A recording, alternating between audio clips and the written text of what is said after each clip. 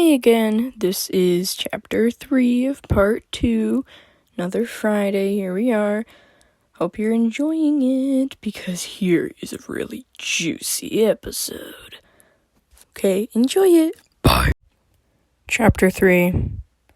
Two robotic friends frantically dug in the dirt. Quickly, they're coming, the smaller one said, sweating and panting. Here, dig up, said the bigger one. A dim light started to glow down the tunnel, along with muffled shouting. Hurry, the big one whispered. The light got brighter and brighter. Okay, I'll throw you up and come after you, he said, hugging the girl. Okay, Bongash, I'll pull you up, she said. Her voice was shaking with fear. Fiery arrows shot at them, but barely scratched their metal. 3, 2, 1, he shouted, throwing her up into the light. She landed right outside the hole and quickly went up to grab her friend.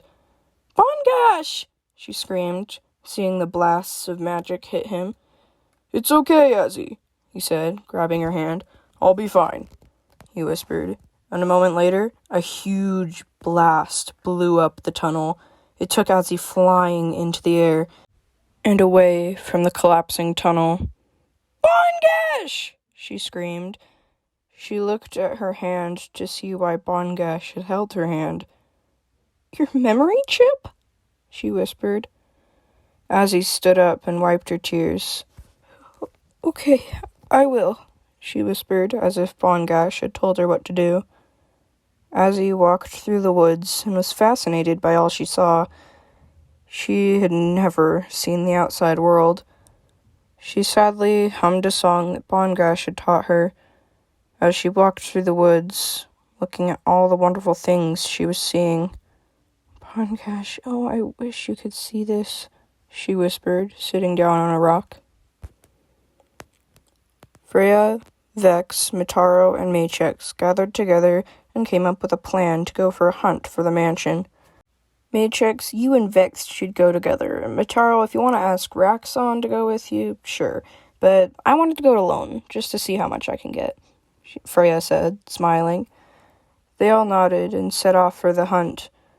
Raxon is ready to go, he shouted, jumping off the fence. Mitaro chuckled and patted his back. Okay then, let's go, she said, smiling. Freya went through the forest. She had her dagger in her hand and crouched down, looking for tracks to follow, but shot up when she heard an explosion in the distance. Okay, I'm going to go carefully see what that was, she said softly. Freya quietly and swiftly moved through the trees until she found the smoke. Whoa, she whispered, seeing a burning rubble. She jumped down to inspect what happened. Do you know what happened? A mermaid asked behind her. Freya's ears perked up. No, I was coming to see what happened, she replied. Well, something went that way. Maybe ask that, another said, brushing the hair of the first mermaid. Freya nodded, going almost exactly the same way the other thing had. Tears, rain, wind, pain, la la la da da la. Snow, thunder, dirt, shudder, one alone cannot be without the other. A fearful voice sang quietly, with sadness shaking her voice. Freya had her curiosity take over by the voice. Hello? She said softly, trying not to scare whoever it was. The singing stopped. It's okay, I'm not going to hurt you, Freya said, coming out into the small clearing the girl was in. She saw half of a robotic girl trembling against a tree. Don't take me back, she shouted. Where? Freya said, getting more curious. Well, you don't work for the Dark Elves? She said, shyly sitting up. Why would I? Freya scoffed. Well, demons all work for them, or so we thought, she said, brushing the hair out of her face. Oh, I'm not really exactly a demon, Freya said, rubbing the back of her head. Really? The girl said, now very interested and energetic. I've never heard of such a thing, except, well, demons possessing creatures, but that doesn't seem to be what interests you. And Bongash was an expert on these things. Oh, I wish he could meet you. And do you have super strength or fire breath? I mean, okay, that's not really possible. She burst out with questions, almost not taking a breath. Freya chuckled, but listened to her. Can you fly? She paused, bouncing up and down. I wish, but no, I don't have any of that, Freya chuckled. Oh my gosh, I'm so rude. Hi, I'm Azzy, she said, reaching out her robotic arm. Freya took the hand and smiled. I'm Freya, she replied. You really shouldn't be that close to the explosion if the Dark Elves would be looking for you, Freya said, smirking. Oh, you're right, Azzy said, bouncing again. Freya led her back to the Minotaur mansion, and when she saw the mansion in sight, Freya noticed all her friends waiting for her at the gate. Vex, Mataro! Hey, Matrix! Freya called. Azzy flinched into the light, and that's when Freya realized that Azzy was an elf.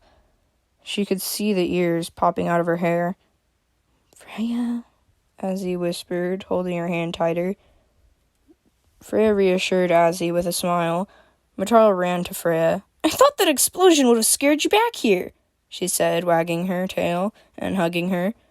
Oh, my star-bitten titans! Mataro said, noticing Azzy. Freya! She said, shaking a hand at Freya and staring at Azzy with excitement. Vex, Matrix, and Raxon came to see her as well. Azzy felt so much emotion, but mostly scared. She'd never been with so many things all around her. Freya, is that a cow? She asked. Scared and shy, she pointed at Matrix. Matrix stepped back and huffed, confused. Me? He scoffed. Freya wrapped her arm around Azzy. He's a Minotaur, she chuckled. You have so much to learn, don't you? Freya said, putting her hands on her waist. Oh my gods, I thought they were extinct, and they were much scarier. Do they eat children? Oh, do they have wizards? Do they have talking animals? Oh my gosh, can they talk? Why can they talk like humans? I mean, do they talk to animals? I mean, they're all cows, right? Do their fur rough or soft or... Ooh, they're soft. She exploded with questions again, touching Matrix's fur. Freya held back a laugh. Yep, they eat children and love magic. Freya joked around, elbowing Matrix. Vex chuckled and shook his head. No, there are more than cows, and they're very nice. Talking to animals, out of the question, Vex explained, leaning against the gate. Azzy's energy shrunk. Oh! She huffed. Whoa, fox legs and demon eyes, that's awesome! I love when Bongash told me about demons. He isn't completely right about them, though, she said, hardly taking a breath. Patron opened the gate. Hello there! Welcome to the Minotaur Mansion, he snorted. Azzy immediately bounced with joy. Freya! She said softly, holding her excitement. Freya smiled and took Azzy inside. After tons of questions and zipping around with excitement, she sat down in the field. Bongash would have loved this, she whispered, with Freya sitting next to her.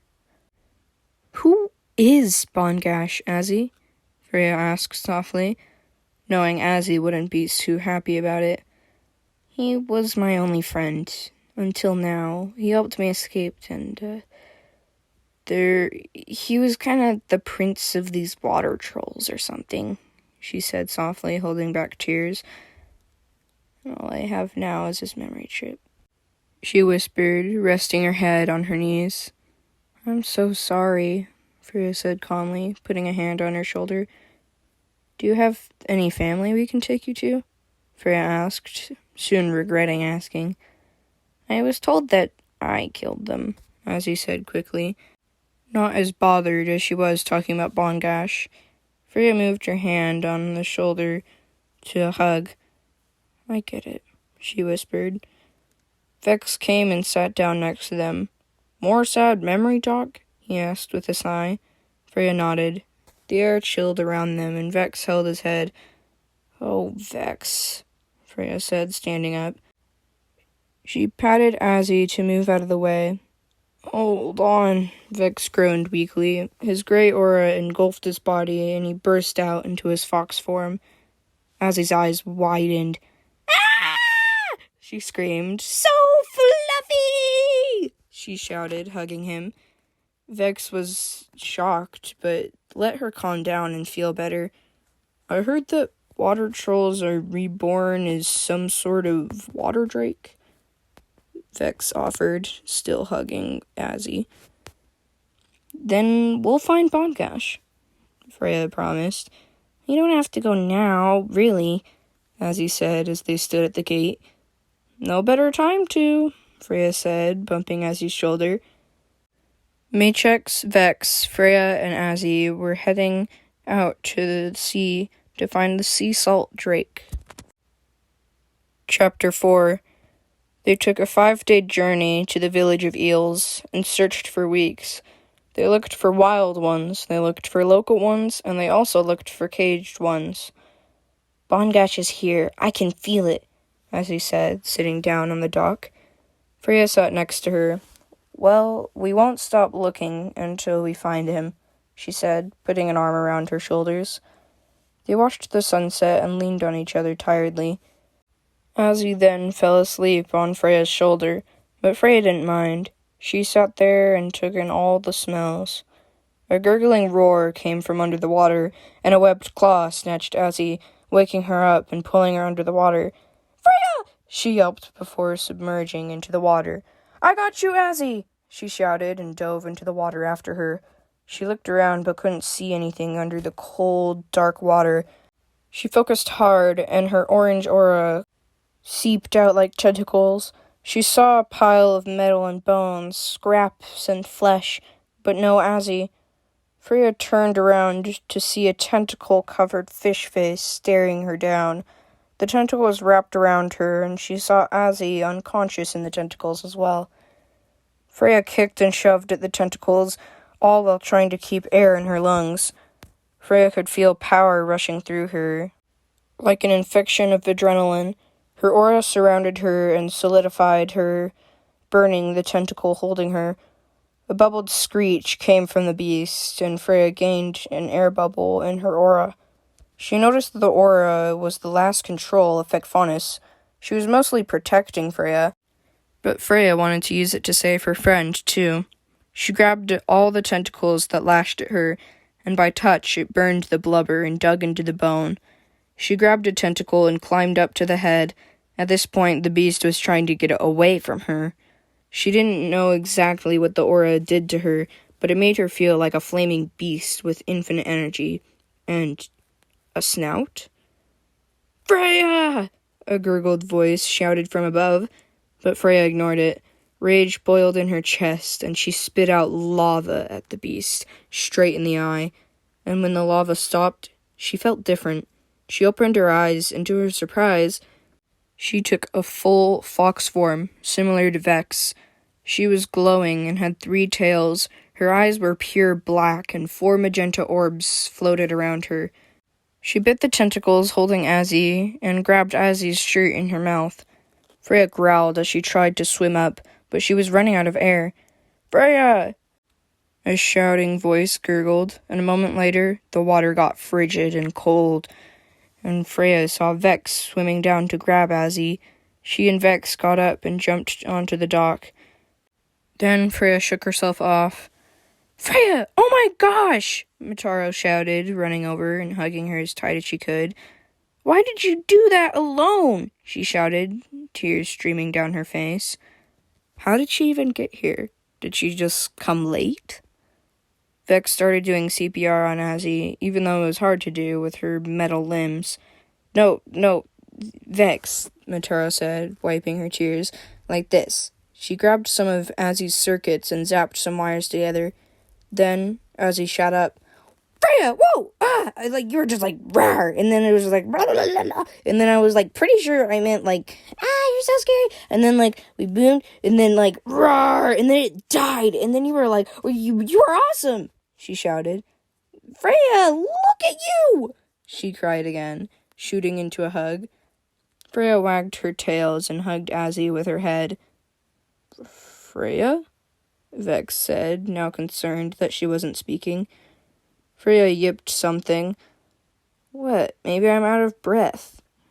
Apparently, in her fox form, she couldn't talk in the human tongue like Vex. Oh, Freya, you're too serious, Azzy said, completely understanding her. She nudged Freya's shoulder playfully. But what? She said, looking at the other's expressions. Mitara was shocked and worried for Freya, though. Oh, I'm half robot. You didn't notice? She said annoyedly. I understand animals and humans, and demons and so forth, she said, rolling her eyes. They headed to the hotel and stayed the night. Freya, unable to sleep, climbed up to the roof. She relaxed and soon went down into her normal self again. Thank you, Fekfanis, she whispered. In the morning, Azzy found Freya on the roof. Thank you, Azzy murmured.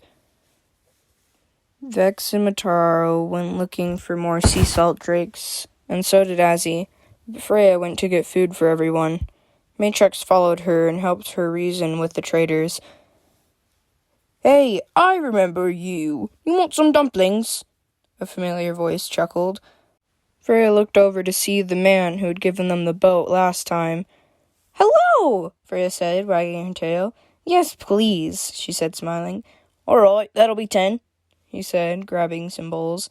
I'm glad to see you, he added, pouring the dumpling soup. Freya handed the money and smiled at Matrix. Anything else I could do for you? He chuckled, handing the dumplings. Freya noticed the caged sea salt drake in the back, with a sign that said it was for sale. Hey, do you mind if I get a friend to look at that dragon? She asked, handing the man her empty bowl.